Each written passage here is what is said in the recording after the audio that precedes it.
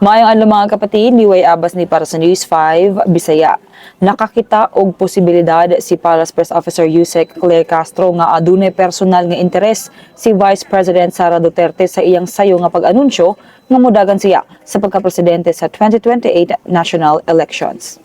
Sa press briefing karong Miyerkules, Pebrero 18, giingon ni Castro nga posible nga tinguha sa vice-presidente nga makakuha og suporta gikan sa mga magbabalaod aron mapahuyang ang impeachment complaint nga gisangat batok kaniya. Sumala pa niya, mao kini ang ilang nakitang rason nganong nagkinahanglan si VP Sara nga magdeklara dayon sa iyang plano sa pagdagan sa umaabot nga eleksyon. Sa laing bahin, giingon sa Makabayan Block nga desperado lamang si VP Sara sa pagpanalipod sa iyang kaugalingon gikan sa posibleng panubagon sa giingong katiwalian maong nag-anunsyo siya sa iyang kandidatura sa 2028. Matod pa sa grupo, gusto kuno nga ipakita sa vice-presidente nga ang bisan unsang investigasyon sa iyang mga lihok o sa lamang kapag atake sa mga kaatbang sa politika aron mapugnan siya sa pagka-presidente. Gipasabot usab sa Makabayan Block nga gisulayan sa vice-presidente nga himuong politikal nga issue ang usa ka lehitimong prosesong konstitusyonal o gipakita ang iyang kaugalingon